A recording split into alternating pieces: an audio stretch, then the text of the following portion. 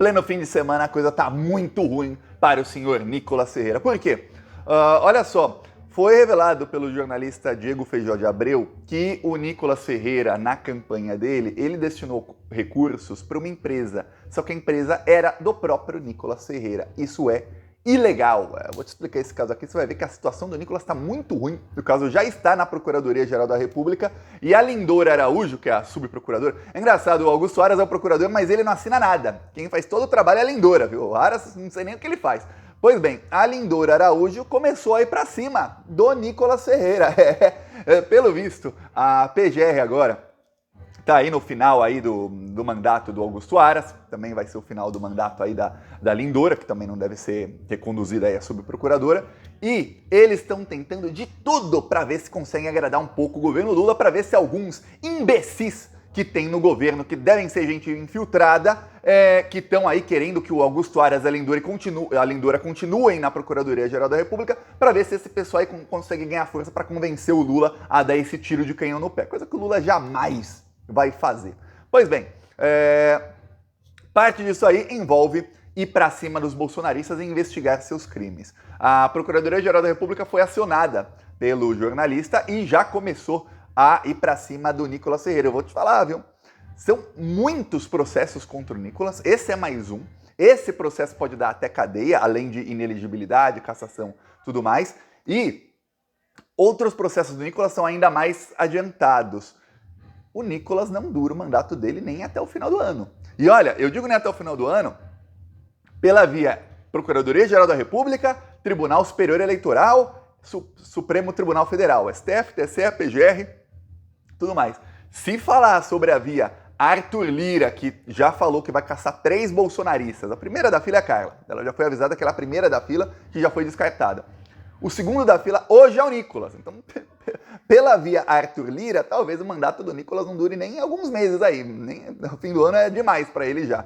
E você pode ficar tendo a certeza, a partir do momento em que o Nicolas Ferreira perdeu o mandato, a prisão dele é questão de muito pouco tempo. Assim como foi do Daniel Silveira, assim como será com a Carla Zambelli, assim como serão com vários outros bolsonaristas. Então a casa tá caindo pro Nicolas. Eu vou te explicar aqui todo o assunto, você vai ver que a coisa tá ruim mesmo. Assim, tem muitos indícios contra o Nicolas Ferreira. Mas antes, olha, um segundo, eu peço que você se inscreva aqui no Plantão Brasil. Aqui embaixo tem um botão inscrever. Você se inscrevendo, você fortalece aqui a nossa luta, porque aqui a gente tá lutando pelo Brasil para a gente continuar reconstruindo o Brasil. Um segundinho aqui embaixo, inscrever é grátis. Estamos ampliando aqui nossas ações nas redes sociais, no Instagram, no Twitter, no Facebook, principalmente Instagram e Facebook, que é onde tem muita gente e onde a esquerda tá levando uma surra, mas é uma surra muito forte nas redes sociais. A maioria das análises de redes sociais que você vê aí, por aí, só analisam o Twitter. Só que o Twitter é a 9ª rede social mais usada. As redes sociais mais usadas hoje são Instagram, Facebook, apesar que muita gente não usa mais Facebook e não sabe disso, mas é o Facebook, e depois o TikTok. Então estamos investindo nisso aí. Agora vamos falar do Nicolas Ferreira. Olha só o que aconteceu. O Nicolas Ferreira, ele é muito amigo, fez campanha junto do Bruno Engler. Bruno Engler é um bolsominion, um fascistinha, fascista mesmo, lá de Belo Horizonte, como o Nicolas. Ele foi candidato a prefeito de Belo Horizonte em 2020, quando o Nicolas Ferreira se elegeu vereador. Ok, aí isso lá em 2020. Porém, em 2022, o que acontece? O Bruno Engler, que é muito amigo, eles fazem campanha juntos, tudo mais, ele tem uma empresa chamada Destro, direita. Esse pessoal...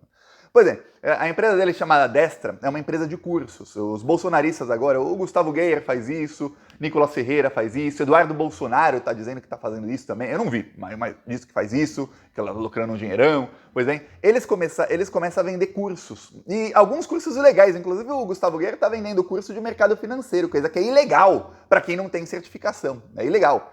Você pode vender um curso de uma coisa aí qualquer que não precisa de certificação? Pode, se a pessoa quiser comprar, compra. Se o pessoal tem muito seguidor bolsominion, eu vou acabar comprando. Mas alguns bolsonaristas estão vendendo cursos ilegais, viu? Inclusive vai ser feita representação aí, tem já jornalistas atrás disso para fazerem representação atrás deles. Assim que for feita, eu noticio aqui, porque eles estão investigando ainda alguns jornalistas. Pois bem, no caso do Nicolas é o seguinte, a empresa dele chama Destra. Essa empresa é do Bruno Engler. A campanha do Nicolas Ferreira pegou dinheiro. Vamos lembrar, ele ganhou muito dinheiro público. O PL deu uma boa nota para a campanha do Nicolas Ferreira. A campanha do Nicolas Ferreira pagou 65 mil para essa campanha, para essa empresa de cursos. Aí já tem uma coisa estranha, né? Você fala, peraí, por que uma campanha eleitoral, nos seus gastos de campanha, gasta 65 mil reais, que não é que tá gastando um pouquinho, não, é um dinheirão. 65 mil reais numa empresa de curso.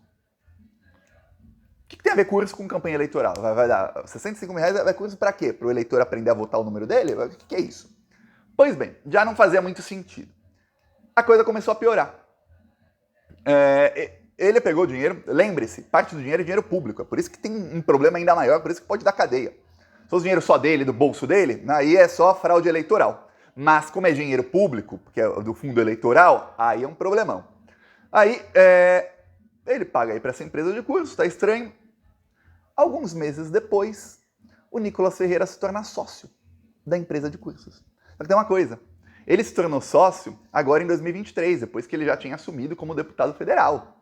Vamos lembrar, ele assumiu em fevereiro o deputado federal, em março ele se tornou sócio da empresa, quando ele já tinha foro privilegiado, tudo, já não podia acontecer nada com ele. Aí tem uma outra coisa, só que ele já vendia cursos na empresa antes dele ser sócio. Ou seja, como se eu falasse, nossa, eu trabalho na empresa X, eu vou ser candidato a deputado, partido, me dá um dinheirão aí do fundo eleitoral, dinheiro público, eu vou dar todo o meu dinheiro aqui para a empresa X, onde eu já trabalho, onde eu sou a cara da empresa. Todo mundo acha que a empresa é minha, mas não está no meu nome. Estranho.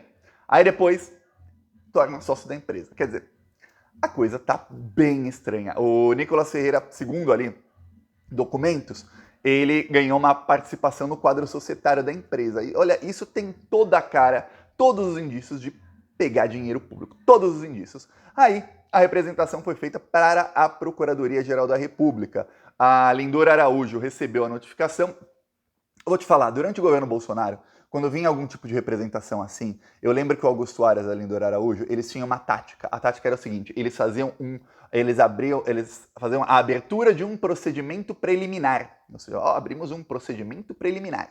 Não é um inquérito, não é uma investigação, é um procedimento preliminar. Aí você diz, Thiago, o que é um procedimento preliminar? Eu vou te dizer, exato, não é nada. É um procedimento. E daí, o que é? É dizer que, tem um procedimento aqui, Então, dependendo do que aconteça, a gente pode investigar sim ou não. E aí, esses procedimentos preliminares ficavam para sempre. Tem ainda dezenas de casos contra deputados bolsonaristas, contra gente da família Bolsonaro, que estão em procedimentos preliminares na Procuradoria-Geral da República. E aí, muitas vezes, depois de 2, 3 meses, às vezes mais, 6 meses, 7 meses, a Procuradoria-Geral da República arquivava o procedimento preliminar. Por quê? Porque o caso já não era mais um escândalo, já não estava todo mundo falando disso, a gente lembra que no governo Bolsonaro cada dia tinha um escândalo diferente. Ou se não era cada dia, cada 2, 3 dias. Então, imagina, passados alguns meses, todo mundo esqueceu? Vamos arquivar aqui, na moita, para ninguém ver, pronto, ninguém vai falar disso, acabou. E era isso que era feito, essa era a estratégia da Lindor Araújo. Lembramos, Lindor Araújo é amiga íntima do Flávio Bolsonaro, teve encontros com ele aí na casa dele, só os dois a sós, para discutir sabe-se lá o quê. E para fazer sabe-se lá o quê. O Augusto Aras, indicado pelo Bolsonaro, assim como o Bolsonaro, Augusto Aras passou pano para os crimes do Bolsonaro na pandemia, para o genocídio. O Bolsonaro matou 1 milhão de pessoas e o Augusto Aras foi cúmplice de genocídio. É isso, estão falando desse pessoal aí. Aí o que acontece? Agora não. A Lindor Araújo não abriu o procedimento preliminar. Não, ela já foi para cima e já falou, Nicolas, explica aí o caso. Você tem 15 dias para formular sua resposta para o caso, porque a gente vai começar a investigar isso aí. Dê a sua versão dos fatos. Ela pedir para o Nicolas a versão dele dos fatos é praticamente o mesmo do que falar, venha depor. Praticamente o mesmo, daí vem depor, diz qual é a sua parte, que isso é parte da investigação. Então já começou a Lindor Araújo a ir para cima do Nicolas Ferreira. Não é a única, a primeira vez que a PGR vai para cima do Nicolas. Vamos lembrar, quando o Nicolas Ferreira, no Dia Internacional da Mulher, colocou lá uma peruca e falou, meu nome é Nicole, e cometeu crime de transfobia ali ao vivo, a Procuradoria-Geral da República pediu condenação dele, 5 anos de jaula para o Nicolas Ferreira. Então não é a primeira da PGR contra ele. O Nicolas que se cuide, porque a partir do momento que ele seja cassado, esses processos todos vão para a primeira instância. Chegando na primeira instância, olha, tem uma chance muito grande de cair um juiz que não é bolsonarista. E ainda mais hoje em dia que o bolsonarismo está diminuindo cada vez mais. E eu não duvido nada que o juiz mande prendê-lo, pelo caso de transfobia ou por esse aí. Ou outros do Nicolas que também estão sendo investigados. Então a situação dele está ruim. Hoje, Nicolas Ferreira, Carla Zambelli e alguns outros deputados bolsonaristas, parlamentares bolsonaristas, incluindo aí Sérgio Moro, Deltan Dallagnol e esse Biaquices e alguns outros, eles se seguram no mandato. O que impede a prisão deles é o mandato. A partir do momento que eles perdem o mandato e perdem o foro privilegiado, eles vão presos. Aí você pode falar, Thiago, mas se a investigação está tramitando na Procuradoria-Geral da República, o relator vai ser um ministro do STF, Supremo Tribunal Federal e tudo mais, por que o foro privilegiado é o que está protegendo eles? O STF pode ir para cima. Sim, pode. Só que tem uma coisa que aconteceu no ano passado, em abril do ano passado, 13 meses atrás, 14 quase, que é, quando o STF manda prender um parlamentar, o parlamentar é preso? Primeiro ele tem que ser em flagrante, mas tá, foi preso? Foi preso, ok. Aí, essa é uma mudança, viu, que ocorreu. Agora, tem que ter uma votação. E o parlamento, ou seja, se for um deputado, a Câmara dos Deputados tem que referendar a prisão.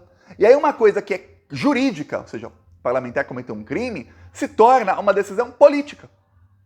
Imagina você se o Alexandre de Moraes manda prender um parlamentar bolsonarista e o Arthur Lira resolve peitar o governo Lula, fazer alguma coisa, peitar o STF, e ele consegue a maioria para reverter a prisão. Imagina esse escarcéu que os bolsonaristas iam fazer, imagina como ia pegar fogo Brasília. Então, desde que teve a prisão do Daniel Silveira, que acabou sendo referendado, continuou preso, mas depois foi solto, teve muita pressão política, né, porque o Bolsonaro era presidente e tudo mais. Desde aquilo, o Alexandre de Moraes parou de prender parlamentares. E olha, eu vou falar uma coisa, isso só acontece com parlamentares de direita, viu? Quando a Polícia Federal invadiu o Senado Federal, prendeu o Delcídio de Amaral, fez busca e apreensão dele, ilegal, viu? Prisão e busca e apreensão ilegais. Aí não tinha problema nenhum. Aí você não viu ninguém reclamando. Aí você não viu nem esses articulistas aí do Globo, da Veja, da Folha, do UOL, Estadão falarem, olha, isso é ilegal. Não, era ilegal, eles não denunciavam que era ilegal, porque era petista. Para prender petista, para ferrar petista, pode. Você pode ver uma coisa, nos últimos anos, e quando eu digo últimos anos, é aí nos últimos 20 anos, desde que o Lula é presidente, talvez até antes, e isso se intensificou nos últimos 10 anos. Qualquer tipo de violência, seja física, psicológica, jurídica, com lawfare, qualquer coisa, contra petista, a grande mídia não apenas passa pano, ainda incentiva. Quando eu colocava adesivo da Dilma com perna aberta no tanque de gasolina de um carro, você não via essas jornalistas aí, Vera Magalhães, Miriam Leitão, que agora são feministas, estão ali na primeira da fila de feministas. Olha, o Lula tem que indicar uma mulher para cargo tal, uma mulher, ainda mais se essa mulher for indicada por alguém da direita. Aí é que elas querem representatividade. Vocês não viam elas defendendo a Dilma? Não viam, porque violência contra petista pode. Achincalhar petista pode. Pô. Quando prenderam o Lula, que prenda. Aí invadiram o Senado. Lembre-se, o Delcídio de Amaral foi inocentado depois disso. Ele era inocente, prenderam o cara inocente. Fizeram busca e apreensão, acabaram com a carreira política do cara que era inocente. Aí não tinha problema algum. Se a Polícia Federal amanhã invade o Congresso Federal e faz uma busca e apreensão ilegal no gabinete de um parlamentar de direita ou de extrema direita, sabe o que vai acontecer? Primeiro, o Arthur Lira, a presidente da Câmara, vão fazer um escarcéu. Segundo, vão dizer que aquilo é legal. Terceiro, a imprensa vai cair matando pra cima de quem quer que tenha feito isso. Eu lembro, a Folha, dia 7 de janeiro, a Folha estava chamando o Alexandre de Moraes, não de ditador, mas estava comparando o Alexandre de Moraes ao Sérgio Moro, dizendo que ele estava perseguindo. 7 de janeiro, um dia antes dos ataques terroristas. Folha de São Paulo, tá? Já aí no mês passado, aí em abril e até em maio, a Folha, o UOL, o Estadão fizeram várias matérias criticando a atuação do Alexandre de Moraes. A Folha chegou a falar que ele era um censor. Ó, esse pessoal. Se o Alexandre de Moraes, ou qualquer um, ou um Sérgio Moro aí um exemplo, fizesse 1 trilhão de vezes pior contra a gente da esquerda do PT. Nada, aí não tem problema nenhum. Ele é o paladino da justiça, o herói nacional. É assim que a imprensa tratava. Então, hoje, esse pessoal da extrema-direita está protegido por conta disso. acabou a luz aqui onde eu tô, está protegido por conta do mandato. Só por isso, porque politizaram tudo. A partir do momento que eles percam o mandato, eles serão todos presos. Mas não tenha dúvidas. Então o Nicolas está aí, mais uma frente aí de investigação contra ele. Eu imagino que ele deve estar em pânico, porque é mais um, e pegaram agora ele. E vão pegar ele, a empresa dele e aí o sócio dele. Então, a ver aí o que vai acontecer com o Nicolas. Eu peço aí sua inscrição no canal. Vamos continuar rindo aí dessa corja maldita, viu? Falou!